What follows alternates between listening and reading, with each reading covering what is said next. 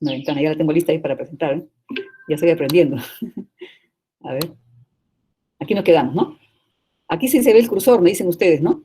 Cuando yo lo muevo el cursor, ¿no? Cuando está así en esta forma de... Sí. ¿no? Doctora, Mejor, ¿no? Sí. ¿usted cuando lo presenta, lo pone como pantalla completa o solo lo pone como una ventana? Yo pongo como una ventana. Ah, creo que si usted pone toda tu pantalla, hay una opción Sí. que dice toda tu pantalla, creo que ahí sí se va a poder ver el El mouse, cursor. creo, cuando lo pone. Ah, Sí, ya, ya. A ver, yo creo, porque intentaremos, en pues. otros puntos sí lo... A ver si sale, pues. A ver, intentaremos, pues. Vamos a ver. Intentaremos. Ahí, ¿dónde está esto? ¿Dónde está? ¿Dónde está? Vamos a ver. Vamos a bajarlo esto. Vamos a bajarlo. Presentar, entonces. Un ratito, vamos a bajar esta parte. Ya. Ay, carajo. Ya. Entonces, que ponga presentar pantalla completa, ¿no? Presentar pantalla Le completa. pone presentar, ajá, ahí dice toda tu Toda pantalla, la dice. pantalla, toda la pantalla. Sí. Ya, toda la pantalla, a ver. Y entonces pongo acá, ahora cómo hago. Compartir pantalla completa y Sí, pantalla completa. compartir dice acá, pero no, pero está como si fuera desactivado. No sé, o sea, presiono compartir y no me acepta. Qué raro. Tenía que Ahí donde dice presentar ahora, hay una opción que dice toda tu pantalla, dice. compartir la pantalla completa, dice, Dice, pero pero abajo solamente dice cancelar y compartir, pero compartir está como desactivado. No sé. Mira, solamente hay cancelar en azul y compartir está como ya, desactivado. hágale un clic en la ventanita donde salimos nosotros. Ahí hágale un clic y le va a aparecer de color azul donde dice compartía. ¿Dónde salen ustedes? Sí, hágale clic y Ah, sale en ya azul. salió compartir ya. Ya, Ah, ahora el azul póngale clic ahí. aquí. Ahora sí.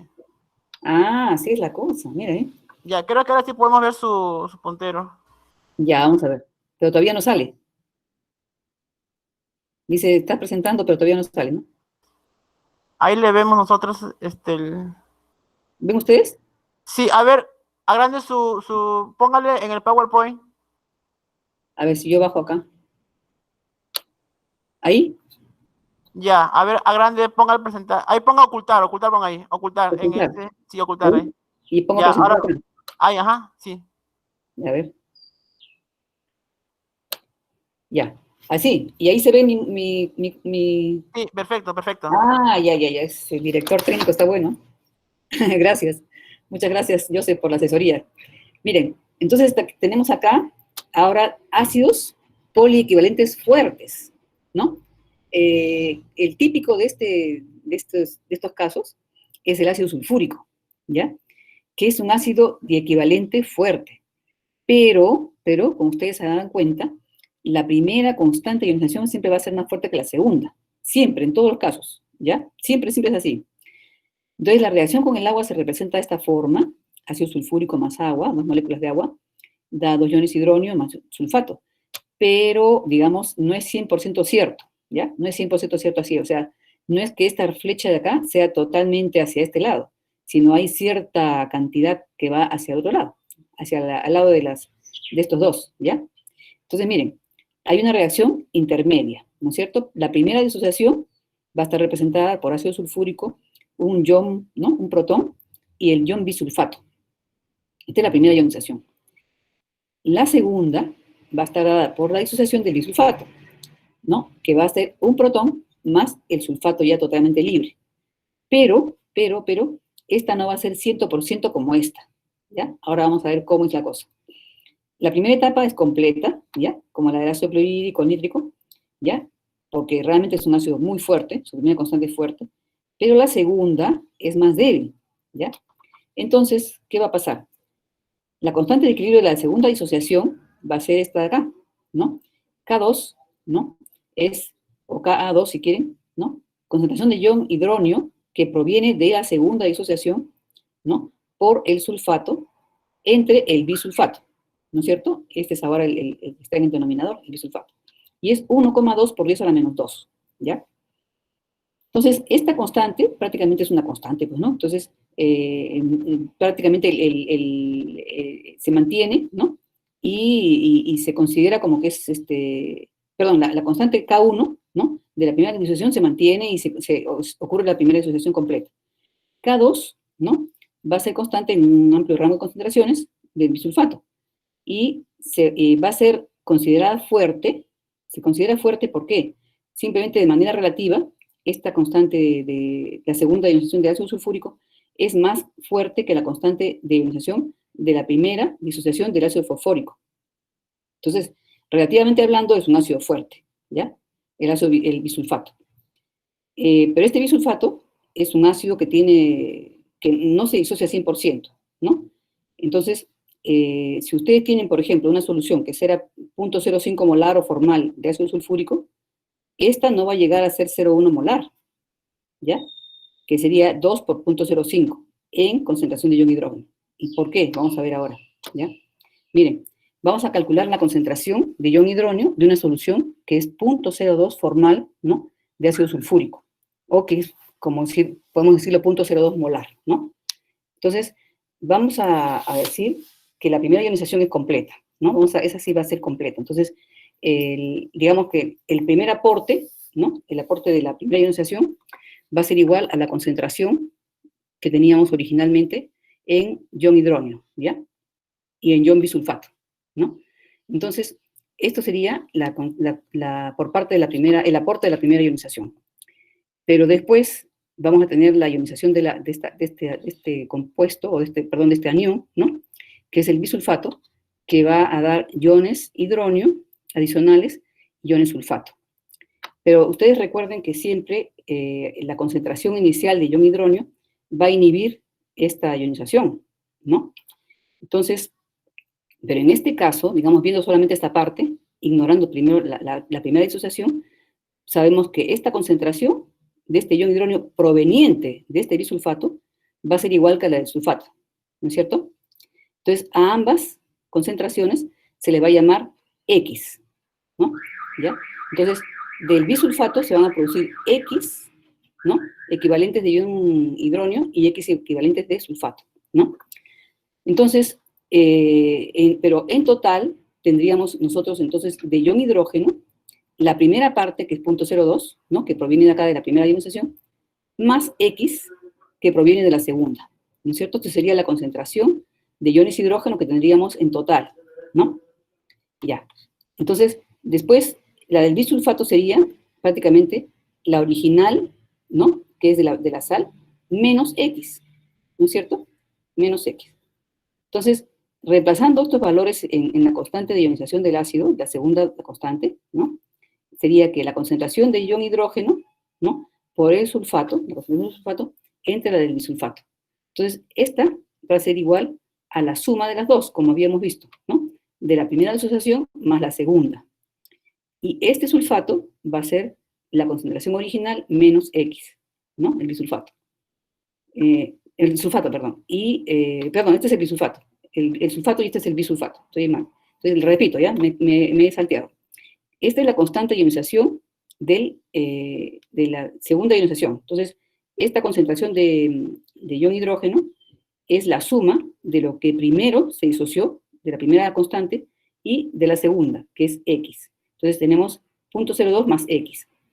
El sulfato que se produce es X, ¿no? Y acá ustedes lo ven, X. Y en el denominador va la constante del bisulfato, que es 0.02, la concentración inicial, menos X, ¿no? Entonces, todo esto es igual a la constante de ionización 1,2 por 10 a la menos 2. Entonces, esta es una ecuación cuadrática y se resuelve dando X 0.00625, ¿no? Entonces, ahora, ¿cuál sería la concentración de ion hidrógeno? El ion hidrógeno estaba como 0.02, que era el aporte de la primera disociación, más X.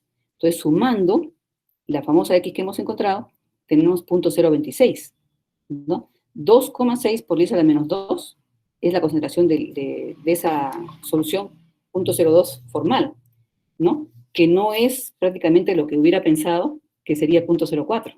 Si las dos disociaciones, si las dos constantes hubieran sido muy fuertes, y si hubiera disociado totalmente, tendríamos 0.04, no tendríamos 0.026, ¿no? Entonces, esto es menor, por supuesto, que este, ¿no? ¿Ya? Entonces, esa es una forma realista de ver que el ácido sulfúrico es menos fuerte de lo que uno pensaba, ¿no? Pero la ionización de la primera sí es muy fuerte. Entonces, acá tenemos, por ejemplo, ya otros ácidos que son Doctora, policovalentes. Sí, sí, yo sé. entonces cuando, no sé, en los problemas, si es que nos ponen ácido sulfúrico, ¿asumimos que se desprotona totalmente o asumimos lo que estamos aprendiendo ahorita? No, tienes que asumir que se desprotona parcialmente. Si no te dan la constante, ya, pues eso ya no hay nada que hacer, no, tú tampoco no vas a buscar la constante. Depende de cómo te pregunten. Ya, profesora, ya. Sí, ¿ya? Depende de cómo te pregunten, ¿no? Porque si no te dan la constante, tampoco no, tú asumes simplemente que se disocia todo, ¿no? ¿Ya? Pero así, o sea, en esta forma sí tiene que ver, cuando se trata ya de que te dan constante 1 y constante 2, ahí sí, ¿no? Estos son ácidos policovalentes débiles, ¿no? Por ejemplo, el ácido cítrico, ¿no? El ácido cítrico es trivalente, ¿no? Eh, tiene 3 iones de hidrógeno, ¿no? Entonces, aquí vamos a ver ácidos policovalentes y sus sales, ¿ya? Son los que proporcionan más de un protón por molécula, ¿ya? Por ejemplo, tenemos un caso H2A, ¿ya? Podría ser, por ejemplo, el sulfuro de hidrógeno, por ejemplo, ¿no? ¿Ya? Pero esto es un ejemplo de cómo se hace en todos los casos, incluyendo a los tripróticos, ¿ya? Por ejemplo, H2A va a tener sus dos constantes de ionización, Ka1 y Ka2, ¿no? Y para obtener los dos puntos de equivalencia de la transición, que sean bien definidos, es importante que haya diferencia, haya una buena distancia entre los valores de Ka1 y Ka2, ¿no? ¿Ya? Tienen que ser muy diferentes, o sea, si son cercanos, se va a ver como un solo salto. Si son alejados, sí se puede ver los dos puntos, ¿no? ¿Ya? Entonces, por ejemplo, yo les comento un caso, ¿no? En mi trabajo,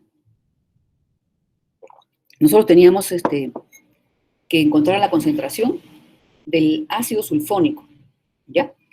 Y resulta que el ácido sulfónico, cuando se produce, también va acompañado de una pequeña cantidad de ácido sulfúrico. Lo que ocurre es que la humedad hace que el SO3, con el que se produce el ácido sulfónico, se convierta en ácido sulfúrico. Pero como la humedad no es tan grande, ¿no? Y no debe serlo porque si no se inhibe la reacción de sulfonación y se produce mucha corrosión también en el sistema. Entonces se tiene, por ejemplo, un 1% más o menos de ácido sulfúrico en el ácido sulfónico. Entonces, a la hora que se hace la, digamos, determinación de la acidez del ácido sulfónico, sale un solo punto, un solo salto para la determinación del ácido sulfónico más el primer protón de sulfúrico, ¿ya?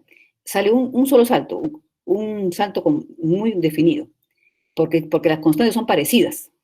O sea, la fuerza ácida de la primera constante del ácido sulfúrico y la del ácido sulfónico son muy semejantes. Entonces se ve un solo salto, inclusive instrumentalmente, ¿eh? O sea, no se, esto es instrumental, o sea, el punto de equivalencia está siendo, está resultando tomado por un equipo, por un potenciómetro. Entonces, ni siquiera por un indicador, sino por un potenciómetro. O sea, salen los dos puntos, un solo salto.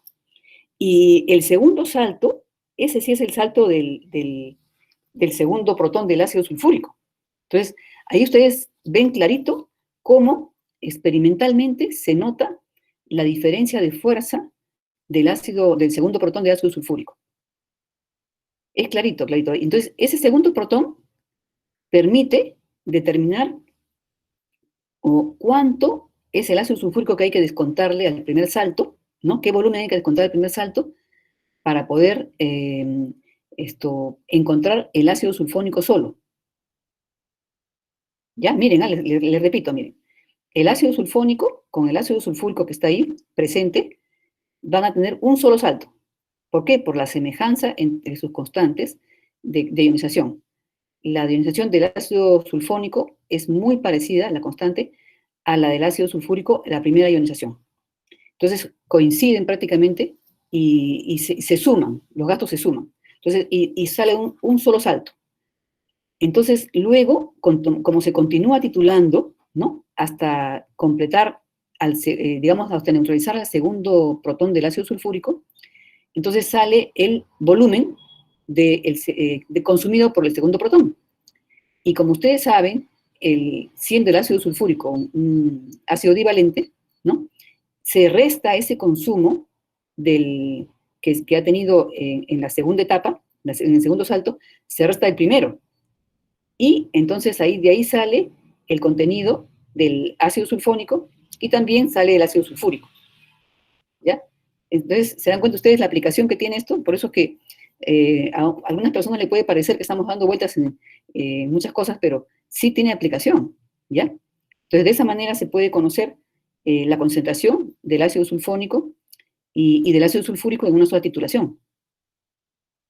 Y eso lo da el equipo, bueno, teníamos nosotros un Titrino, que es un equipo de Metron, una marca suiza muy buena, que es un titulador automático.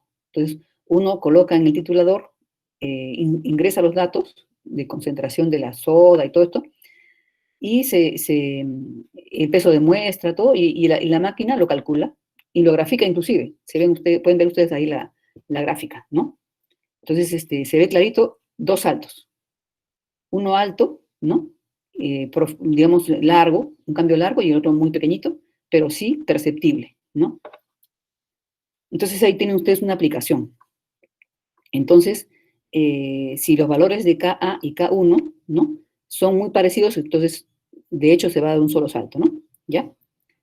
Entonces, por ejemplo, acá, ¿no? Tenemos el intervalo de viraje de los indicadores, la mayoría tienen aproximadamente 1,8 unidades de pH, ¿no? Hasta 2, ¿no? Y si las dos constantes de acidez tienen valores muy cercanos, ¿no? Prácticamente los dos puntos de equivalencia pueden quedar dentro de un solo rango de viraje, ¿no?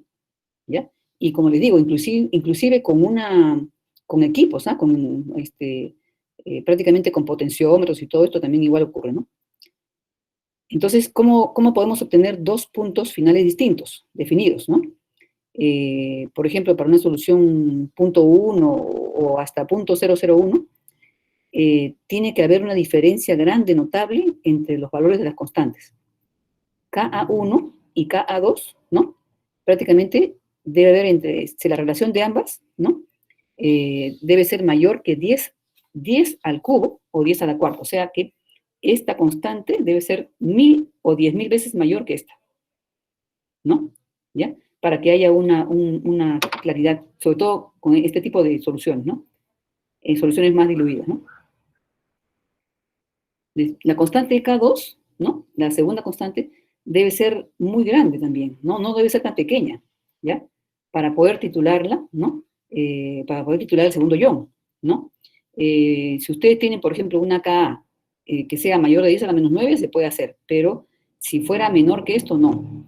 Por ejemplo, el ácido bórico tiene una constante del orden de 10 a la menos 10, no se puede titular directamente.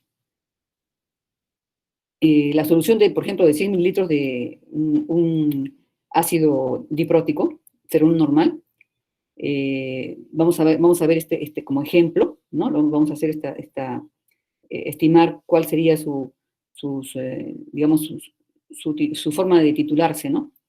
Vamos a ver. Entonces vamos a tener 100 mililitros de un ácido H2A, que puede ser por ejemplo, el sulfuro de hidrógeno, ¿no?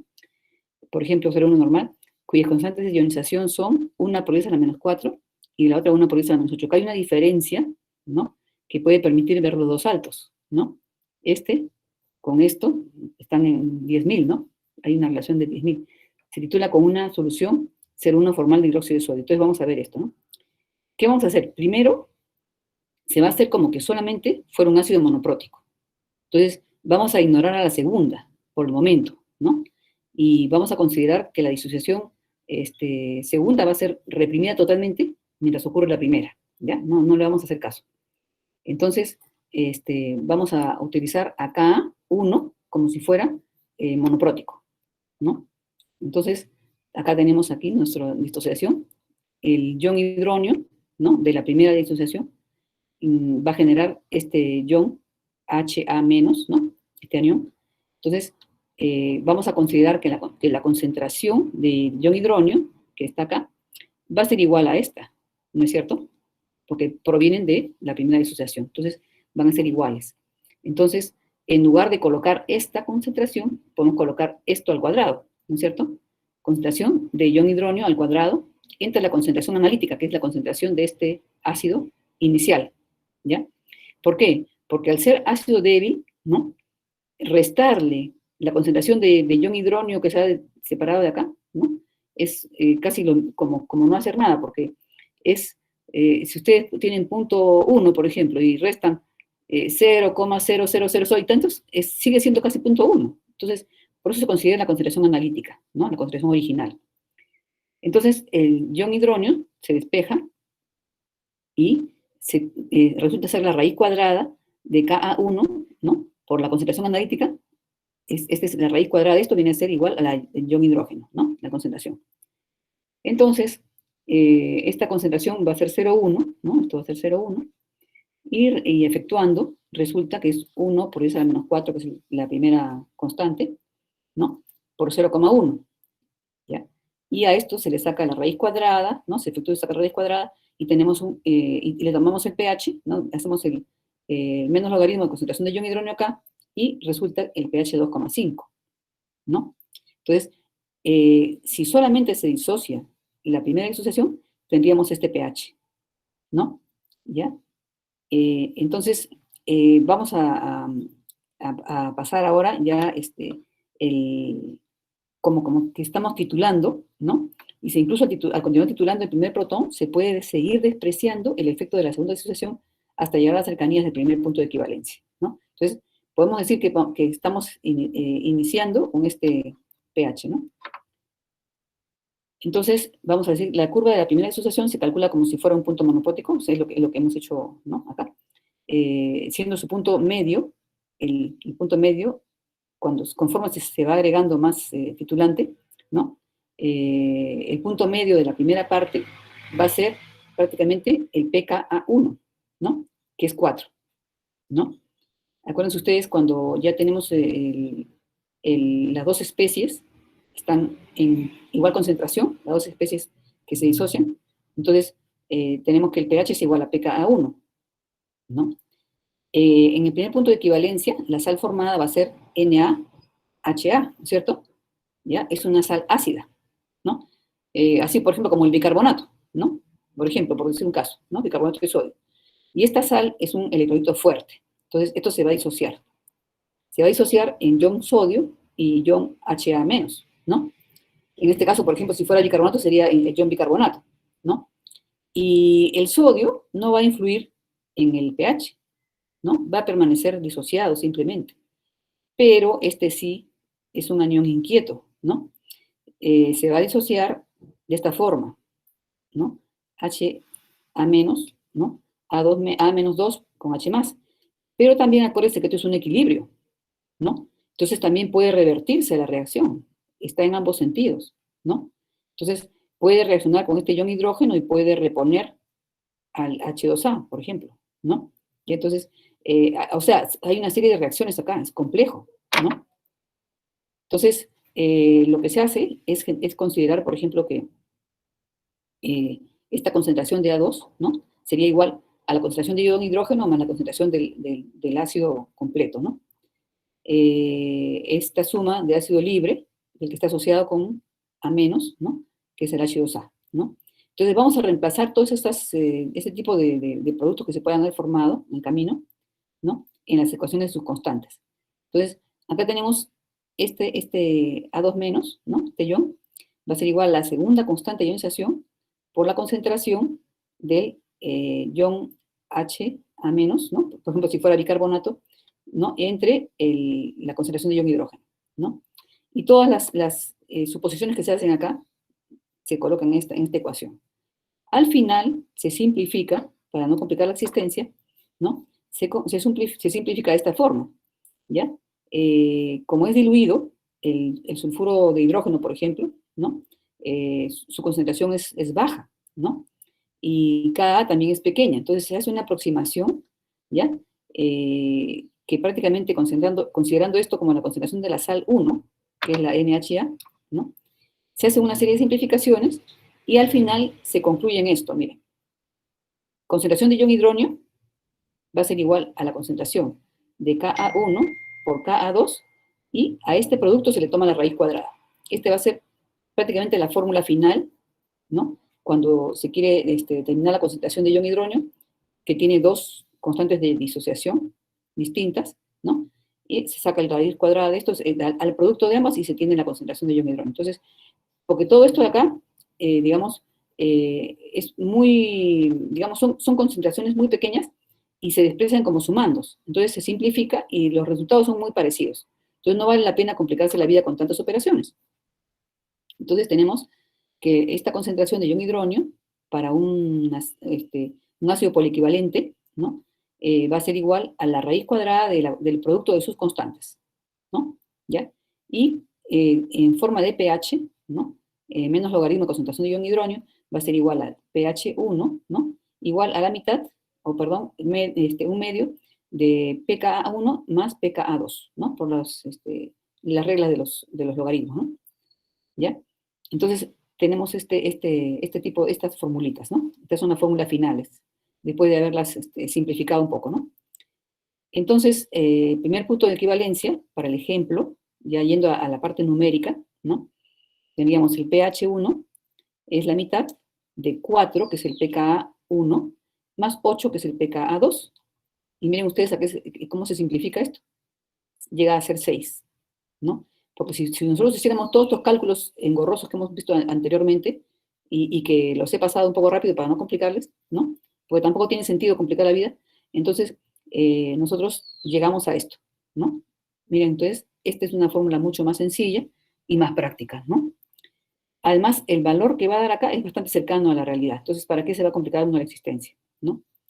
Entonces, después de este punto, los cálculos se basan solo en el equilibrio de constante A2, ¿no? Como si se tratara de un ácido monoprótico débil. Entonces, vamos a considerar como que no existe la primera, ¿no? Entonces, en el punto medio del segundo punto de equivalencia, vamos a tener que el pH va a ser igual a pK2, ¿no es cierto? En el segundo punto. Siempre en el segundo, digamos, en el punto medio, ¿no? Va a ser este caso, ¿no? Por ejemplo, el pH del caso de la parte 2 es 8, ¿no?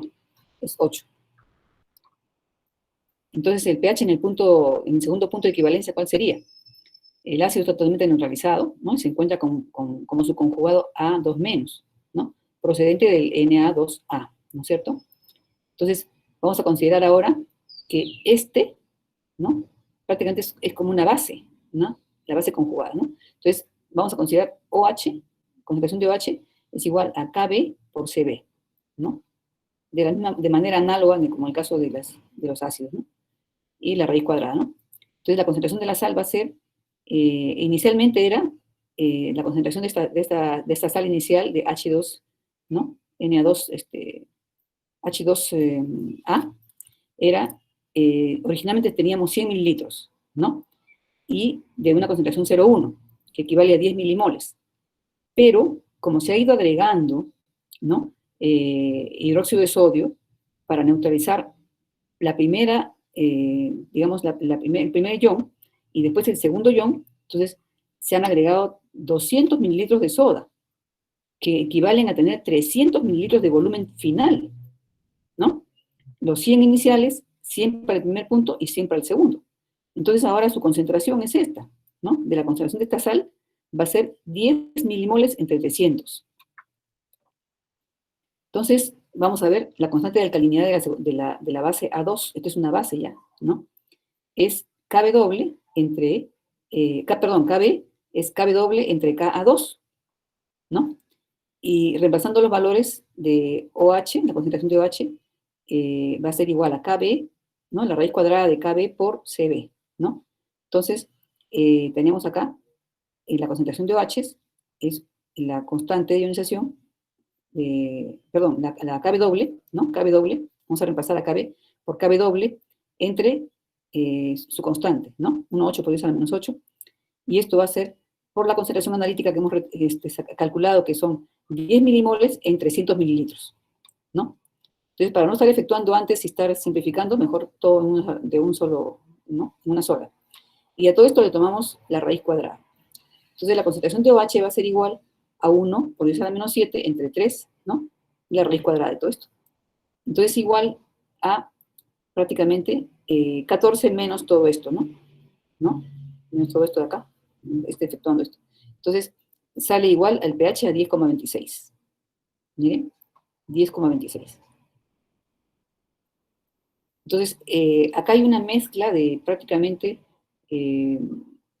casos de ácidos y bases, porque prácticamente se convierten en bases, ¿no? Los ácidos, los aniones de ácidos muy, muy débiles se convierten en bases, ¿no? La base conjugada. Entonces, se puede considerar la titulación de un ácido diprótico como un caso especial de la titulación de una mezcla de dos ácidos débiles de diferente acidez, que están presentes inicialmente en concentraciones idénticas, ¿no? Para la titulación de una base polifuncional se procede igual, solamente se cambia el ion hidronio por OH y Ka por Kb, ¿no? Por ejemplo, acá, el carbonato. Nosotros hemos estado haciendo, usando el carbonato para valorar el ácido clorhídrico, ¿no? Por ejemplo, puede estar presente en una solución como sal alcalina o alcalinoterria, ¿no? Su titulación con un ácido fuerte ocurre en dos etapas, pasando por, como etapa intermedia, por bicarbonato de sodio y luego por CO2, ¿no? Tenemos acá el carbonato más el ion hidronio, se forma bicarbonato, ¿no? Esto lo hemos visto en la alcalinidad y en el método de Warder, ¿no? Tenemos bicarbonato, ¿no? Más ion hidronio, da el ácido carbónico, ¿no? Que prácticamente el ácido carbónico no es un ácido muy estable, ¿no? Y se tiene a descomponer en el agua como agua más CO2, ¿no? Entonces, acá tenemos, miren, a partir de las constantes de acidez del ácido carbónico, se obtienen las constantes de basicidad del ion carbonato, ¿no? Entonces, estas son las constantes del ácido carbónico. 4,5 por 10 a la menos 7, y Ka2, 5,6 por 10 a la menos 11. Miren ustedes, esto es bien, bien bajo, ¿no? Bien bajo. Ahora, cuando que dice, a partir de la constante de acidez, se obtienen las constantes de basicidad, ¿ya? ¿Qué son esas constantes? Son inversas, en realidad. Miren, Kb1, ¿no? Es 1,8 por 10 a la menos 4, y Kb2 es 2,2 por 10 a la menos 8. Y ahora, la numeración se invierte. Ka1 corresponde a Kb2 y Ka2 corresponde a Kb1, ¿ya? Es así, es invertido porque uno empieza a titular, digamos, el carbonato y empieza a reaccionar la más fuerte, evidentemente, que es esta, ¿no? Que viene a ser la segunda, ¿no? Las dos inflexiones se observan porque la relación entre Kb1 y Kb2 es aproximadamente 10.000, ¿no? 10 a la cuarta, o sea que ustedes ven acá, ¿no? Prácticamente casi se puede decir que es 10.000, ¿no? Un poquito menos porque este más, un poquito mayor que este, ¿no? Pero apenas. Entonces, se pueden ver las dos inflexiones. Ustedes han visto cómo el anaranjado de metilo y la fenolftaleína se utilizan para estos casos. Como la fenolftaleína, o sea, ustedes agregan fenolftaleína y se torna rosada, ¿no? Entonces, empiezan a titular y luego pasa a bicarbonato y la fenolftaleína pasa incolora, ¿no? Después agregan el anaranjado de metilo y también, digamos, ocurre un cambio, ¿no? Que detecta prácticamente el segundo punto, ¿no? Y si fuera instrumental también lo verían, pues, ¿no? Y ustedes se dan cuenta que cuando hacen esta operación salen puntos finales prematuros, justamente debido a esta reacción anterior, ¿no? A esta reacción de acá, ¿no? Que prácticamente el ácido carbónico y el CO2, ¿no? Que es este equilibrio, genera acidez, ¿no? Genera una acidez al final prácticamente que adelanta el punto final. Entonces, cuando se hierve y se remueve esto, retrocede un poquitito el punto final, ¿no? Y puede faltar, por ejemplo, 1 o 2 gotitas, ¿no? Porque es como si fuera que se produjo un ácido más, ¿no? Entonces, ese es ¿por qué es que se tiene que hervir, ¿no? Cuando se hace la titulación, ¿cómo es que se tiene que hervir, ¿no? Para poder encontrar el punto final verdaderamente, ¿no? ¿No? Entonces, el segundo salto ocurre a un pH aproximadamente 4, y no es tan definido, ¿no? Por ser una base muy débil, ¿no? En el caso, por ejemplo, cuando usamos el anaranjado de metilo, ustedes ven que tenemos dificultades inclusive para poderlo definir, ¿no? Porque el tono de color no es tan seguro. Uno dice, bueno, ¿será este tono? ¿Será otro tono? Entonces, ahí es donde se empieza la duda, ¿no? Entonces, aquí, ¿no? Como les decía, ¿no? Vamos a ver mejor el punto final si se calienta para voltaizar el CO2, ¿no? Y vamos a tener realmente el punto más cercano al final, ¿no? A la equivalencia. A pH 4 se puede utilizar anaranjado de metilo como indicador, ¿no? Y también como aplicación tenemos en las aguas naturales, ¿no? E industriales, se mide una característica que es muy importante, que es la alcalinidad. Miren, la alcalinidad, ¿no? Es una capacidad prácticamente para neutralizar ácido, ¿ya? Y se debe a un conjunto de iones, ¿ya? Se debe a la presencia de carbonatos alcalinos, ¿no? Bicarbonatos alcalinos y alcalino-térreos en aguas naturales, ¿ya? Si ustedes se dan cuenta, la mayoría de carbonatos son poco solubles. Solamente los alcalinos son los solubles. Pero, sin embargo, en el agua también se encuentran bicarbonatos alcalino-térreos, que se producen a raíz de que el CO2, ¿no? El CO2 ingresa al agua y convierte el agua en un agua con capacidad, digamos, solvente. Le aumenta al agua la capacidad solvente. Entonces, cuando pasa por rocas calcáreas, ¿no? Va lavando y sacando, extrayendo, como bicarbonatos, ¿no? De calcio y magnesio principalmente, hasta de hierro inclusive, digamos, los componentes. Entonces, estos bicarbonatos alcalinos y alcalino-térreos se deben justamente a la presencia del CO2 en el agua, ¿no? Y en las aguas naturales, ¿no? Entonces, generalmente en las aguas naturales no tenemos hidróxido, ¿ya? Lo que tenemos más que nada son carbonatos alcalinos y bicarbonatos alcalinos y alcalino-térreos. Pero en aguas de calderos, además de todo esto, ¿no? Que son ya solamente alcalinos y en algunos casos hay una pequeña fuga de dureza, ¿no? En las aguas de caldero hay hidróxidos alcalinos también. ¿Y por qué? Ustedes dirán, ¿por qué? ¿Cómo es esto? Si ustedes, por ejemplo, tienen el agua de caldero es un agua blanda. Al tratar aguas, ¿no? Al tratar aguas, hay muchos tipos de agua. El agua natural es un agua que se le puede decir dura. La dureza del agua es la presencia de sales de distintos cationes. Por ejemplo, pueden ser el magnesio, el calcio, el hierro y otros más, ¿no? Que son divalentes y trivalentes, sobre todo divalentes, ¿no?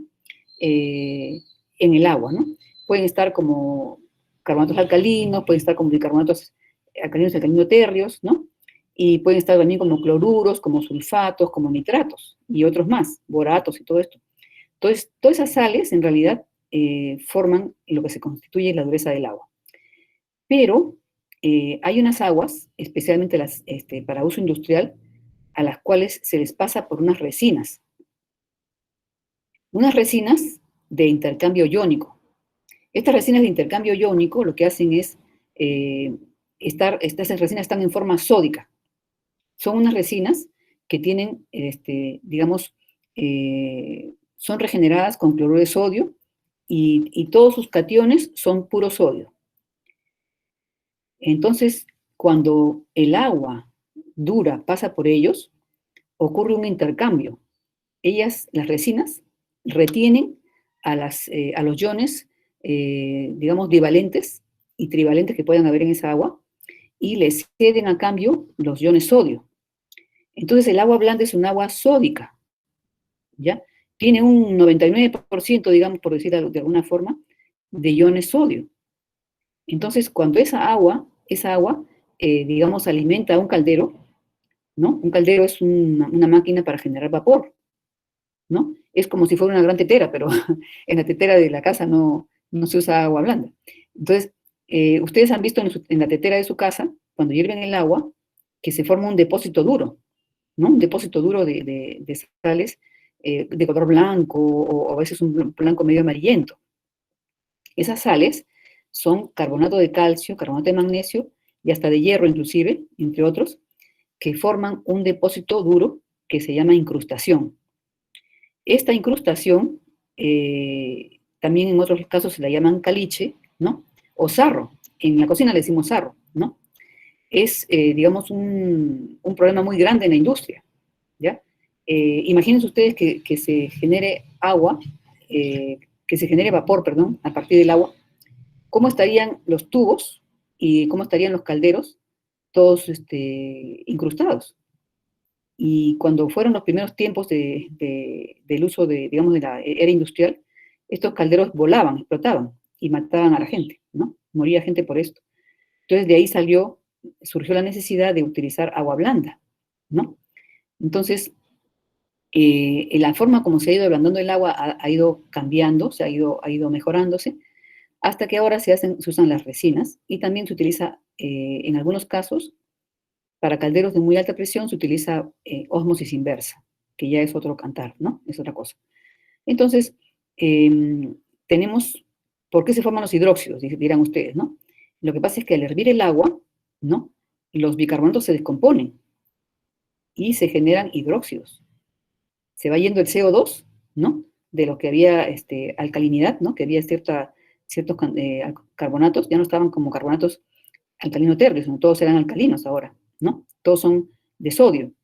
Entonces, al hervir estos con el agua, se va desprendiendo CO2, ¿no? Que sale con vapor. Y se va quedando hidróxido de sodio. Y el pH del agua del caldero puede llegar hasta 12 y hasta más. Entonces, por eso que es necesario utilizar aditivos para controlar todas estas cosas. Porque si el pH fuera 12 en un caldero, se va malogrando, se va destruyendo el caldero, ¿no? Además de que pueden haber problemas con la calidad del vapor, ¿ya? Entonces, esto para que ustedes tengan una idea de cuán importante es la alcalinidad. Ahora, con respecto a lo que es tratamiento de aguas, la alcalinidad es esencial. Un agua que tiene alcalinidad, ¿no? Que tiene cierta alcalinidad, es muy fácil de tratar en comparación con un agua que no tiene alcalinidad. Por ejemplo, el agua de selva, ¿no? Las aguas de selva tienen bajísima alcalinidad o nada, o nula. Son muy difíciles de tratar, son bien, bien problemáticas.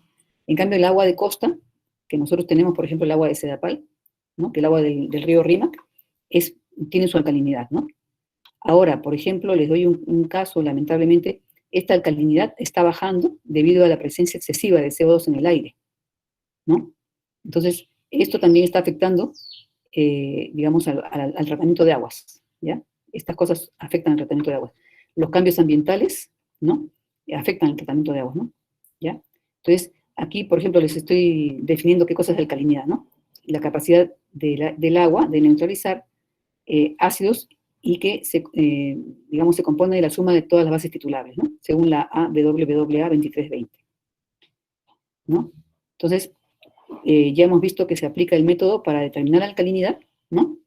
El método de titulación de las bases titulables con un ácido fuerte diluido, o sea, todas las bases titulables, todas las bases en general, no es una sola, ¿no? Con un ácido fuerte diluido.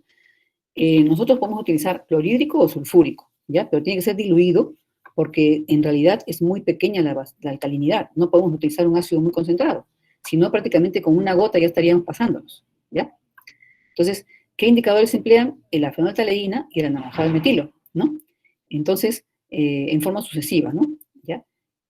O también puede ser instrumental con un pH, ¿no? Un pHímetro. Hasta un pH 8,3, ¿no? Que es digamos, el que indica la fenolftaleína, ¿no? Y hasta un pH 4,5, que es la alcalinidad total, ¿no? O el anaranjado de metilo. Entonces, se llama alcalinidad F o parcial al gasto que se hace desde el inicio hasta este pH. Y el gasto que se hace desde el inicio hasta este pH final es la alcalinidad total, ¿no? O el anaranjado de metilo, porque prácticamente es el volumen completo, desde el inicio hasta este valor, ¿no? Que equivale a sumar ambos, ¿no? Ambos volúmenes de primer y segundo punto final, ¿no? Entonces, primero se adiciona la fenolftaleína, ¿no? Y generalmente en las aguas naturales no se va a colorear mucho, ¿no? ¿Ya? No se va a colorear mucho, o generalmente no hay alcalinidad, el parcial, ¿no? La parcial. Entonces, Pero si se colorea de grosella, entonces quiere decir que hay posiblemente carbonatos y también, bueno, de OH es menos probable, pero más probable es carbonatos, ¿no? Carbonato de sodio, fosfatos, boratos, etcétera, puede haber, ¿no? Entonces, luego se va a titular con ácido clorhídrico o con sulfúrico, ¿no? Diluido hasta decoloración, ¿no? Hasta llegar al pH 8. O sea, esta es la primera parte, la primera, digamos, alcalinidad F o la parcial, ¿no? Puede usarse, por ejemplo, ácido clorhídrico, ¿no? O ácido sulfúrico para aguas industriales, más concentrado, y para aguas naturales, 0.02, ¿ya? ¿Por qué? Porque en este caso hay mucho más, es mucho más alta la alcalinidad, y en este caso es mucho menor, ¿no? ¿Ya? Entonces, este mismo ácido se va a utilizar para continuar, ¿no? Entonces, en este punto habrán resonado los carbonatos hasta bicarbonatos, ¿no? Generalmente es así. Carbonatos hasta bicarbonatos. Y estos bicarbonatos son ácidos a la frontoaldehína, se dice, ¿no? Entonces, en la mayoría de aguas superficiales, la alcalinidad depende del contenido de carbonatos, bicarbonatos, y principalmente y en menor grado de hidróxidos. O sea, muy poco hay hidróxidos, ¿no? Muy poco hidróxidos. Es raro. Más son de estos carbonatos y bicarbonatos, ¿no? Entonces, luego, continuando con la determinación de alcalinidad, ya hemos llegado al punto final a la fenolftaleína. Ahora vamos a agregar el anaranjado de metilo, que es va a ser de color amarillo este pH, ¿no? Y vamos a titular con el mismo ácido hasta que cambie a rojo, ¿no? Rojo anaranjado, ¿ya? ¿Y qué va a pasar? ¿Qué va a ocurrir? Va a cambiar el bicarbonato, con el ion hidronio, se va a formar el CO2 más agua. Es la neutralización completa, ¿no? Generalmente, cuando tenemos una alcalinidad baja, que es, vamos más del orden de 20 miligramos por litro, ¿no? Esto quiere decir que son partes por millón, se toman la muestra, se tiene que tomar una muestra mayor, ¿ya? De 100 a 200 mililitros.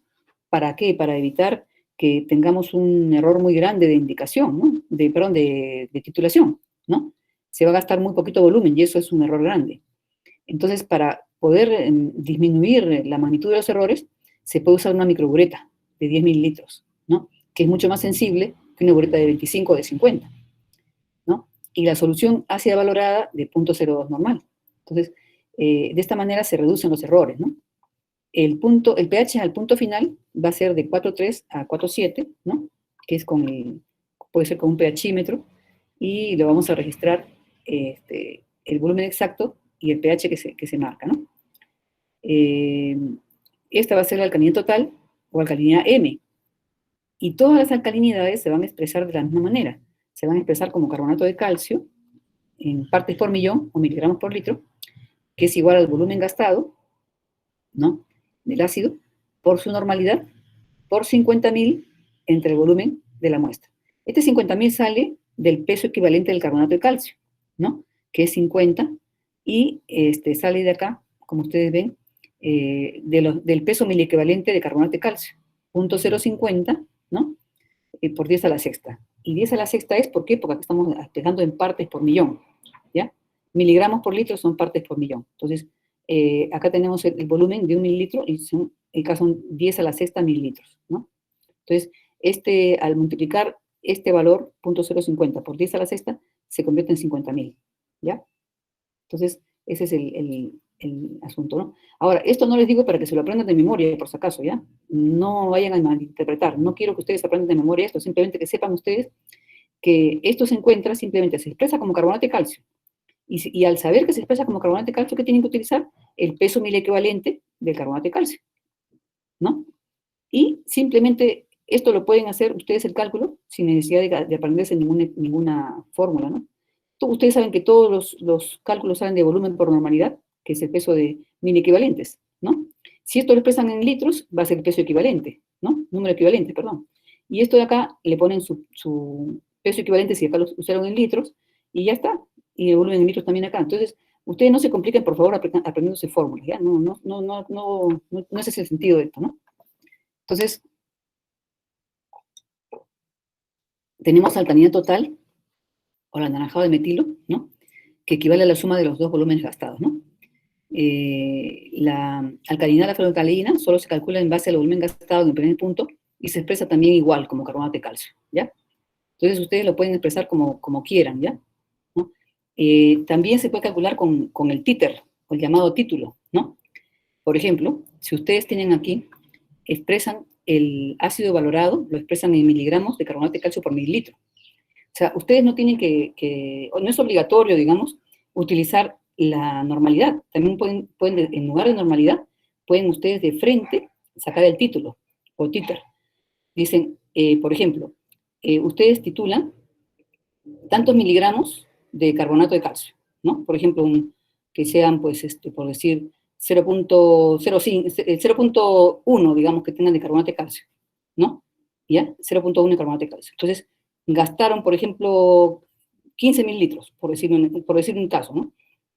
Entonces, ustedes expresan en miligramos ese peso y lo dividen por los mililitros gastados y tienen aquí cuánto, digamos, la forma de expresar su concentración sería en miligramos de carbonato de calcio por cada mililitro de esta solución que han utilizado, de la solución que han utilizado, ¿ya? Entonces, esa sería la forma de expresar como títer. Entonces, ustedes de frente acá le ponen, ¿no? El volumen gastado y han utilizado, por ejemplo, por decir, 15 mililitros, ¿no? Entonces, acá tienen ustedes 15 mililitros acá, perdón, y acá dice tantos miligramos de carbonato de calcio por cada mililitro que han utilizado. Entonces, de frente acá les sale este producto, va a salir en miligramos de carbonato de calcio. O también puede ser en gramos, o sea, no necesariamente tiene que estar en miligramos, puede ser en gramos. Y sale de frente, entonces ya no tienen más que multiplicar por esto y dividir por esto, ¿no? ¿Ya? Entonces esto es muy sencillo, no es nada de otro mundo. El método de Warder prácticamente es lo mismo, ¿ya? Es una mezcla, es digamos, un método que es semejante a lo que hemos visto de alcalinidad, ¿no? Cuando tienen ustedes un agua superficial, ¿no? La alcalinidad va a depender de la presencia de OH, carbonatos y bicarbonatos. En realidad OH es muy poco, ¿no? Más es carbonatos y bicarbonatos. Entonces el volumen gastado, en el primer punto, es proporcional al contenido de OHs y la mitad del carbonato. Ese va a ser F en el caso del método de Warder, ¿no? Vamos a llamar F a ese volumen. Después continuamos, ¿no? La segunda parte es proporcional a la mitad del carbonato, ¿no? Es en una mezcla de carbonatos y bicarbonatos, ¿no? Ahora ustedes saben que no pueden haber carbonatos con OHs, ¿no es cierto? Sería absurdo porque el bicarbonato reaccionaría con el OH, ¿no? Y quedaría solamente aquel en que esté en mayor cantidad. Por ejemplo, si ustedes tienen bicarbonato, ¿no? En exceso, en comparación con el OH, va a desaparecer el OH y va a quedar un excedente de bicarbonato. Y si fuera al revés, también quedaría un excedente de esto, ¿no? En cambio, estos sí pueden coexistir, ¿no? Entonces, con esto también puede coexistir. Entonces, tenemos que, si ustedes titulan, ¿no? Digamos, en presencia de fenolftaleína, van a gastar, si tienen OHs, todos los OHs, y la mitad de los carbonatos, ¿no es cierto? Entonces, ese va a ser el volumen F. El volumen gastado en la segunda parte, ¿no? Va a ser proporcional a la mitad del carbonato, o sea, prácticamente lo que corresponde al bicarbonato, ¿no? Este es en una mezcla de prácticamente OHs más carbonatos, ¿no? ¿Ya? Y tendríamos este volumen M que se lo podemos restar a F para encontrar los OHs, ¿no? ¿Ya? Entonces va a ser F menos M. Y para calcular la concentración de carbonatos, el volumen va a ser igual a 2M, ¿no? Y todo se expresa siempre como carbonato de calcio cuando es alcalinidad. Si ustedes acá tienen, por ejemplo, como en el caso de la guía de prácticas, ¿no? Que se hace un ejemplo, se mezcla OHs, ¿no? Hidróxido de sodio más carbonato de sodio. Y se tiene una mezcla en solución, ¿no? De la cual se hace esta titulación, a la cual se hace esta titulación, y ustedes pueden encontrar el OH y expresarlo como hidróxido de sodio, o si quieren como hidróxido de potasio, como les digan que está, ¿no? Si está como hidróxido de potasio, pues como hidróxido de potasio, ¿no? Y los carbonatos también igual, ¿no? Por su peso equivalente, ¿no? Y si ustedes tienen una mezcla de carbonatos y bicarbonatos, ¿no? Igualmente, ¿no? Aquí, por ejemplo, el volumen gastado en la primera parte equivaldría a la mitad del carbonato. ya no al OH, porque no hay OH, ¿no? Y la otra parte, el volumen gastado en la segunda parte, equivaldría a la suma, ¿no? De la mitad de este carbonato más el bicarbonato que estaba presente, ¿no? Entonces ese es el método de Warburg, ¿no? Por ejemplo, en otras titulaciones de carbonatos está la dureza temporal del agua, ¿no? Nosotros hemos hecho en el laboratorio la determinación de la dureza temporal del agua, ¿no? También se utiliza una solución diluida de ácido, ¿no? Cuando es dureza alcalimétrica. ¿Y por qué se llama dureza temporal, dirán ustedes, ¿no? Porque esta dureza, ¿no? Que se debe a los bicarbonatos, cuando uno hierve el agua, ¿no? Prácticamente se descomponen los bicarbonatos y precipitan las sales de calcio, magnesio y hierro, etcétera, precipitan como carbonatos y forman ese sedimento que les dije que se llama sarro, digamos popularmente, y se llama incrustación en la industria, ¿no? Entonces, pero ya el agua ha perdido esa dureza, ¿no? Ya no está disuelta, ya se perdió la dureza. Por eso que se llama temporal. Entonces, todos los cationes que acompañan a los bicarbonatos prácticamente van a precipitar, ¿no? ¿Ya? A menos que sea sodio, ¿no? Sodio no precipita, pero los demás sí, ¿no? Los que son generalmente divalentes, ¿no? Precipitan, ¿no? Entonces, pero lo que están formando o acompañando a los cloruros, a los nitratos, sulfatos y otros, ¿no? Que son, por ejemplo, cloruro de magnesio, cloruro de calcio, nitrato de potasio, qué sé yo, sulfato de sodio, perdón, este sulfato de sodio no, porque el sodio no es dureza, sulfato de calcio, sulfato de magnesio, sulfato de hierro, todos ellos forman entonces otra dureza, que cuando se hierve se concentra más bien. Esa se llama dureza permanente, ¿ya? Entonces, en general, a todas ellas, a todos estos cationes que acompañan a los aniones en el agua, ¿no? Cationes divalentes y trivalentes, se desconoce como dureza del agua, ¿no? Y esto que les explicaba, que al hervir se pierde, ¿no? Entonces, la dureza temporal es la que se pierde al hervir, pero el resto va a ser dureza permanente, ¿ya? Es la que les digo que se debe a los cloruros, sulfatos, ¿no? Nitratos, ¿ya? Entonces, cuando nosotros tenemos estas dos durezas, se va a tener la dureza total, que se debe expresar como carbonato de calcio en partes por millón, ¿no? Y esa dureza total generalmente es la que se obtiene ya sea en forma alcalimétrica o en forma quelatométrica, ¿no? La dureza permanente, ¿no? Se vio en laboratorio, se vio en detalle, no sé, creo que no hace falta verla por acá. Entonces, esta determinación de dureza es muy importante, tanto para la salud como para las digamos, aplicaciones industriales, ¿no?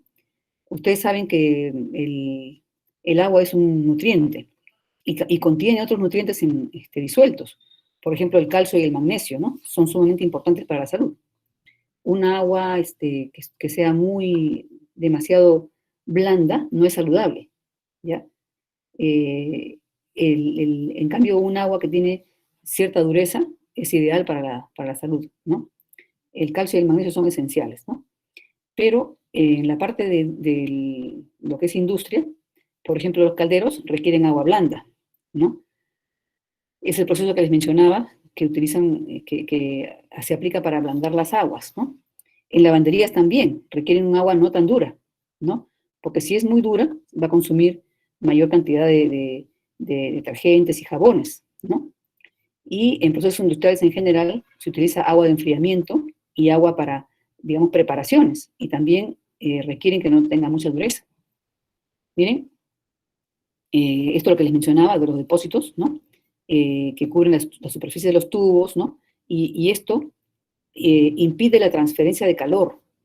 Cuando ustedes tienen este depósito, ¿no? De estas sales duras, esto impide la transferencia de calor. Y justamente el vapor se utiliza para calentar. Entonces, imagínense ustedes si hay una película que es refractaria, que impide que haya una buena transferencia de calor, pues esto es totalmente ineficiente, se pierde muchísimo, y además que se malogran los equipos, ¿no? hay una forma de corrosión que es corrosión bajo depósito, que justamente debajo de estas incrustaciones se produce corrosión. Esto yo les recomiendo que lleven el curso de corrosión porque es un curso sumamente importante. Aguas, ¿no? Tratamiento de aguas y todo esto, y corrosión no puede faltar en ninguna profesión que tenga que ver con industria, ¿ya? No puede faltar. Es muy, muy crítico esto. La corrosión es sumamente seria, ¿no? ¿Ya? En el agua de lavado, por ejemplo, los iones de calcio y magnesio forman jabones duros e insolubles. Ustedes han visto cuando se bañan con jabones que son a base de sebo, ¿no? La mayoría de jabones se forman en la tina, ¿no? Como unos depósitos poco solubles, ¿no? Esos son los jabones duros, ¿no? Hay un intercambio entre el jabón y el agua, ¿no? Prácticamente el jabón que es sódico hace un intercambio con el agua y pasan los iones de calcio, magnesio, hierro y otros que pueden haber en el agua, se mezclan, se combinan, perdón, con los jabones, desplazan a los iones sodio y forman esos depósitos un poco feos, ¿no? ¿Ya? Pero no es por si acaso que uno esté muy sucio, son sales de los jabones, ¿no? Entonces, se consume más jabón, ¿no? Pero por si acaso, les comento que hay personas que a veces se confunden las cosas, ¿no? Cuando estábamos haciendo la planta de sulfonación, se estaba instalando la planta de sulfonación, a un ingeniero mecánico se le ocurrió que era mejor poner agua blanda para lavar en el laboratorio. Pues fue el error más grande de su vida porque no se podía lavar nada. Nunca terminábamos de lavar. No se cortaba prácticamente el jabón, como decir, o el detergente, no se cortaba. O sea, no se producía jabones duros que hacen que prácticamente uno termine de lavar, ¿no? Echábamos agua y seguía saliendo espuma, no terminábamos nunca. Imagínense ustedes. Entonces, la dureza total, ¿no? Se determina generalmente por complexometría, que es lo que también hemos visto los que estamos adelantados en laboratorio, pero se va a ver después en teoría, ¿no? El ácido bórico, por ejemplo, en otras aplicaciones, forma especies complejas con algunos compuestos orgánicos polihidroxilados, ¿ya? ¿Y por qué les menciono esto? Porque el ácido bórico no se puede titular directamente. El ácido bórico es un ácido demasiado débil. Entonces, es bien difícil que uno lo pueda hacerlo reaccionar con hidróxido de sodio, inclusive, en exceso. Entonces, para poder titular su acidez y controlar su calidad, por ejemplo, Arequipa es una parte del Perú en donde se produce ácido bórico, ¿no? ¿Ya? Entonces, ¿cómo controlan la calidad, por ejemplo, del ácido bórico? Ellos tienen que hacerlo mediante este tipo de complejos, ¿no? Van a formar complejos con algunos compuestos orgánicos, como el glicerol, el manitol, el sorbitol, ¿no? Que son polihidroxilados. Entonces, ese complejo que se forma es un ácido de mayor fuerza, ¿ya? Que el ácido bórico. Entonces, ese ya se puede titular. Y su acidez es equivalente a la del ácido, ¿no? Del ácido bórico. Entonces, tiene una constante de ionización del orden de 10 a la menos 4, que es perfectamente titulable, ¿no? ¿Ya? Que es inclusive mayor que el acético, ¿no? Porque 10 a la menos 5 es el acético. Y se titula con una base fuerte hasta el punto final a la fenolftaleína. Entonces, esta reacción es una reacción que la representa, ¿no? ¿Ya? Por ejemplo, acá tenemos otro caso, ¿no? Titulación del ácido fosfórico. El ácido fosfórico, por ejemplo, para roca fosfórica y tantas cosas que se produce el ácido fosfórico, ¿no? Es un ácido tribásico, sus constantes son la primera, 6 por 10 a la menos 3, que es menor que la del ácido sulfúrico a la segunda, ¿no? Como les había mencionado. La Ka2 tiene 6,3 por 10 a la menos 8, bastante más débil, y la última 10 a la menos 3, es dificilísimo que se pueda titular, eso no se puede titular prácticamente la 3, ¿ya? Solamente hasta la segunda, ¿ya? La tercera no se puede, ¿ya? Es muy débil esta, ¿no? ¿Ya? La base conjugada es demasiado fuerte, ¿no? Entonces, sufre mucha hidrólisis. Entonces, los valores del pH aproximadamente en los puntos finales van a ser 2,15, ¿no?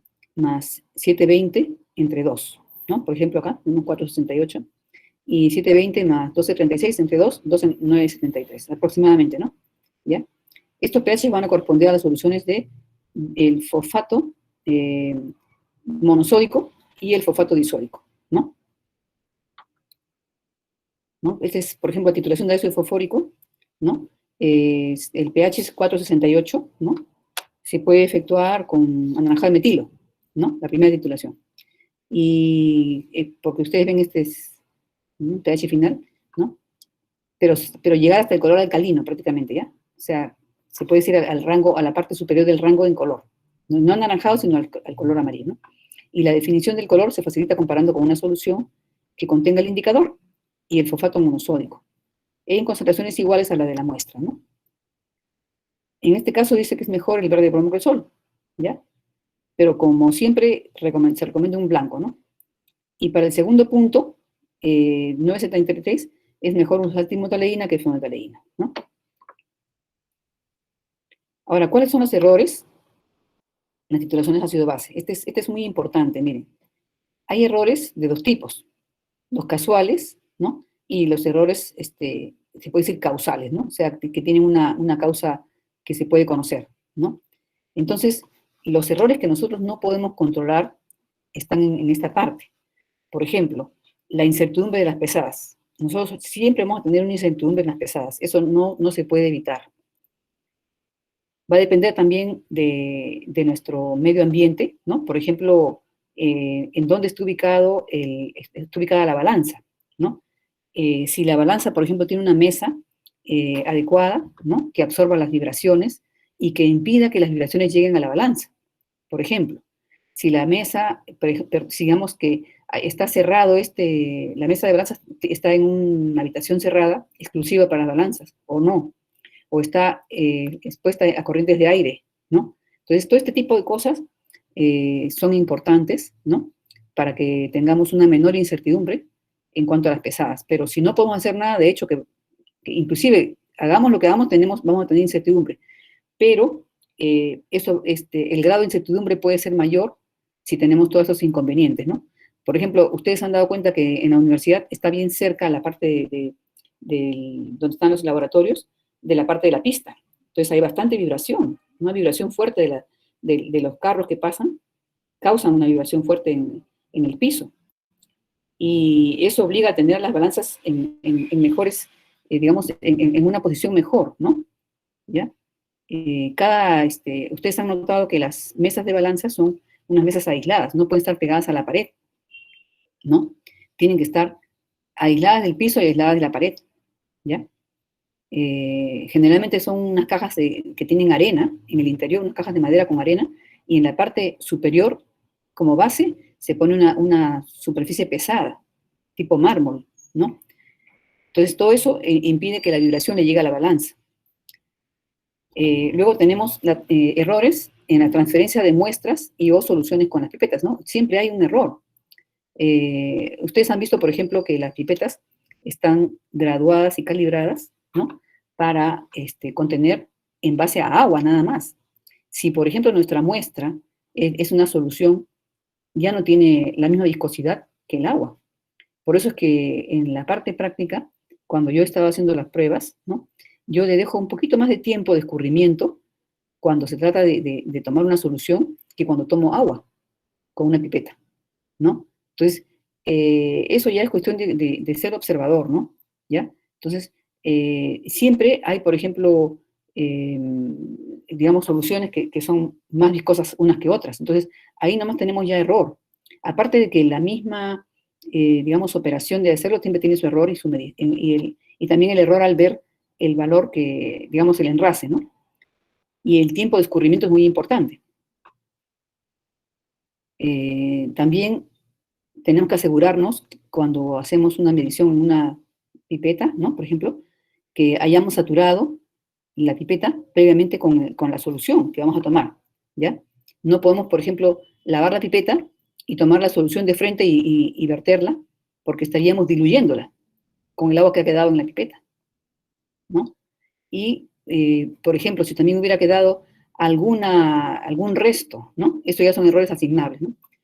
Lecturas, por ejemplo, y descubrimientos defectuosos de puretas, ¿no? Por ejemplo, que estuviéramos titulando muy rápido, por ejemplo, ¿no? Titulando muy rápido, no estaríamos dando el tiempo de escurrimiento antes de leer, ¿no? El volumen, ¿no? Después tenemos, por ejemplo, impurezas de las soluciones y de los patrones. Esto tampoco, a veces tampoco lo podemos controlar, ¿no? No es difícil que podamos analizar todo. Variaciones de temperatura al enrasar las cholas y otros. Por ejemplo, en el medio, también en el medio ambiente también puede haber variaciones de temperatura, ¿no? ¿Ya? Y las fiolas están calibradas para ser enrasadas a 20 grados, ¿no? Por ejemplo, acá, este también es una mala apreciación del viraje de los indicadores, que es muy frecuente también esto, especialmente en el caso de los que tienen dos colores, ¿no? Como el anaranjado de metilo, que los tonos se van mezclando y uno no sabe a veces exactamente a qué punto debe llegar, ¿no? Y los errores sistemáticos, ¿no? Que son propios del método empleado, ¿no? O sea, ningún método es perfecto totalmente, por si acaso, ¿ya? Siempre tiene que haber algunos errores en los métodos, ¿no? Que son propios, ¿no? Estos causan una desviación de resultado con respecto al valor correcto, ¿no? Generalmente en una sola dirección, eso se llama sesgo. O sea, cuando, digamos, los valores tienden, por ejemplo, a ser altos, ¿no? Están sesgados, o tienden a ser bajos, ¿no? No es que estén en varias direcciones, sino tienen un sesgo, ¿no? Y la magnitud es una medida de la exactitud de una titulación, ¿no? Esta es una medida de la exactitud. Hay unos errores que se llaman de gotas, ¿no? Estos errores de gotas se dan al acercarse al punto final, ¿no? Antes de añadir la última gota, pueden haber variaciones en cada manipulación. ¿Recuerdan ustedes cuando nosotros titulamos en el laboratorio?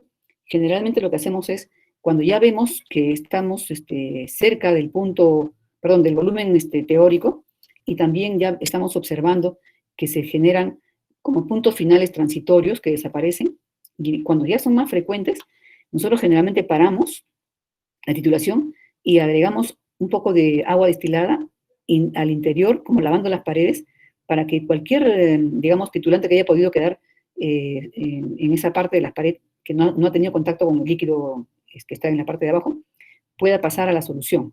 Entonces, yo siempre hago un lavado, ¿no? Un lavado antes con una pequeña cantidad de agua, antes de añadir las últimas gotas. Entonces, las últimas gotas se añaden de una en una, ¿ya? Y se agita constantemente, de una en una, ¿ya? Y cuando uno nota que está ya prácticamente llegando al punto que falta muy poquito, puede inclusive hasta agregar media gota, ¿no? ¿Ya? Esto es una cosa que era bien interesante, ¿no? Este error de las gotitas, ¿no? Puede ser despreciable cuando tenemos un volumen grande de titulante, ¿no? Por ejemplo, porque estemos haciendo una valoración, debemos tener volúmenes grandes, cerca de un 70% de la bureta, por ejemplo, que es ideal, ¿no? Para que el error sea mínimo. Pero cuando tenemos volúmenes pequeños, el error de gotas sí va a ser considerable, ¿no? Porque ya va a ser, es relativo, ¿no? Los errores son relativos. Entonces, también, por ejemplo, no vemos bien el punto final y, ¿no? El error de gotas también puede ser mayor, ¿no? Entonces, ¿cómo se puede reducir los errores de las gotas? Es una buena manipulación, ¿no? El uso de una solución de comparación del color del punto final cuando sea necesario y la posibilidad de añadir fracciones de gota en las etapas finales, ¿no? ¿Ya? Luego tenemos acá errores de indicador, ¿no? El indicador consume titulante. De eso este es un hecho, ¿no? Consume titulante. Porque para que cambie de color, ¿no? Va a ser necesario que reaccione con el titulante, ¿no? Pero la cantidad usada de indicadores es pequeña, ¿no? Generalmente se desprecia el error, pero cuando se trata de muestras pequeñitas, ¿no? Cuando se consume un titulante, digamos, menos titulante o titulantes muy diluidos, ¿no? Es mejor correr un blanco, mucho más indicado. En el caso de determinación de cloruros, por ejemplo, en aguas, se ha corrido un blanco, ¿no? ¿Por qué? Porque ahí el indicador funciona, es un indicador de precipitación, ¿no? El cromato de potasio reacciona con el nitrato de plata justo cuando se termina el cloruro, ¿no?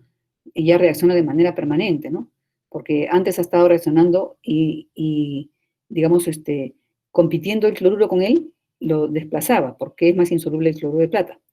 Pero se tiene una concentración de 0.2 molar en el indicador, que claro que es menor ya diluido en el medio, y debe superar el KPS para precipitar, ¿no?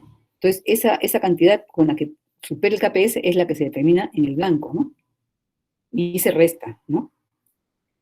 Otras fuentes de error, pues, por ejemplo, una valoración deficiente de las soluciones, ¿no? Calibración defectuosa de los equipos volumétricos. Como les había mencionado, ¿no? Por ejemplo, si uno tiene equipos volumétricos que están descalibrados por desgaste, ¿no? Entonces, eso puede hacer cometer un gran error, ¿no? El valor una cosa es el valor que dice digamos, el que dice el equipo que tiene, o sea, el volumen nominal es una cosa, y el volumen real es otra, cuando tenemos un desgaste, por ejemplo, de los equipos volumétricos, ¿no? Entonces nosotros agregamos un volumen desconocido, porque prácticamente no coincide, ¿no? No es igual el volumen que nosotros pensamos que tenemos que lo que estamos, digamos, utilizando, ¿no? Por ejemplo, acá, otra cosa importante. ¿Qué cosa es un factor, ¿no? De una solución valorada? El factor, prácticamente, cuando uno dice, por ejemplo, una solución 0,1 molar o 0,1 normal, ¿no?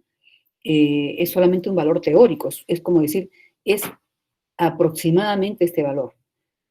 Generalmente nunca sale una solución exactamente 0,1 o 0,01, no, es muy difícil. Entonces, digamos, su normalidad práctica, ¿no? Puede ser obtenida a partir de un factor. Entonces, una forma de expresar, digamos, poner en una etiqueta, puede ser la solución de tal sustancia, aproximadamente 0 tanto, 0,1 normal o 0,2, qué sé yo, y su factor es tanto. Entonces, se coloca el factor que sirve para multiplicar al valor nominal, digamos, o al valor teórico, y corregir y convertirlo en una normalidad práctica. Entonces, eso se da con 6 decimales, ¿ya? Y se puede obtener a partir de la normalidad práctica entre la normalidad teórica, o también entre el volumen teórico y el volumen práctico. O sea, es invertido, ¿no? De estas dos maneras se puede obtener el factor, ¿no? Entonces, por ejemplo, la normalidad se da con 4 decimales, ¿no? Este es un ejemplo y este es otro ejemplo. Y la normalidad teórica, generalmente solamente con 1, ¿no? Que es aproximada, ¿no? ¿Ya? El volumen teórico siempre se debe estimar antes de titular, ¿no? Y hay que considerar para ese cálculo el valor de la normalidad teórica y el peso del patrón con su grado de pureza, ¿ya? Por ejemplo, hay patrones que inclusive pueden tener un grado de pureza 70%, ¿no? Estos patrones existen, ¿no? Por si acaso, ¿no? Y después el volumen práctico es el volumen real obtenido al valorar el peso del patrón con la solución por valorar, ¿no? Entonces, estos factores, ¿no? Cuando se usan, por ejemplo, para corregir la normalidad teórica, ¿no? Y obtener la normalidad práctica, ¿no? Multiplicando por el factor.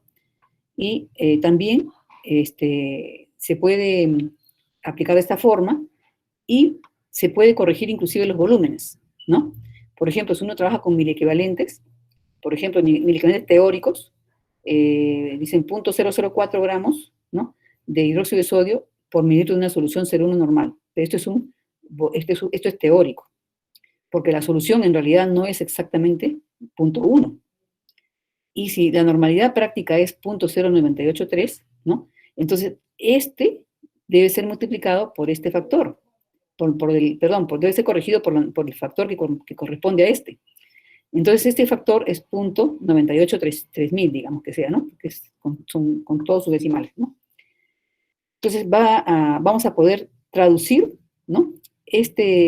Convertirlo esto en un miliequivalente práctico, ¿no? Entonces, por ejemplo, lo multiplicamos al volumen consumido, la titulación demuestra por este factor, ejemplo, por 20 mililitros, ¿no? Tenemos 20 mililitros por esto de acá, por este factor, y tenemos 19,66, ese es el volumen corregido, ¿ya?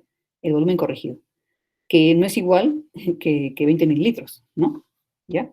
Entonces, nosotros vamos a tener un volumen distinto, ¿no? Al que hemos, perdón, un valor distinto al miliequivalente teórico, ¿no? ¿Ya? Entonces, es muy distinto, ¿no? Es muy diferente, ¿no? Entonces, estos factores lo vamos a ver mejor con ejemplos, ¿ya? En la próxima clase vamos a ver ejemplos de todo esto y con cálculos, ¿ya? Entonces aquí nos quedamos, ¿ya? Acá nos quedamos. Y les voy a pasar ahora esta presentación. Les voy a pasar esta presentación ahora. ¿Ya? Y esto... Uy, se me estaba quedando sin batería, ¿ya? Entonces, ahora les voy a pasar la presentación y subimos el video, ¿ya?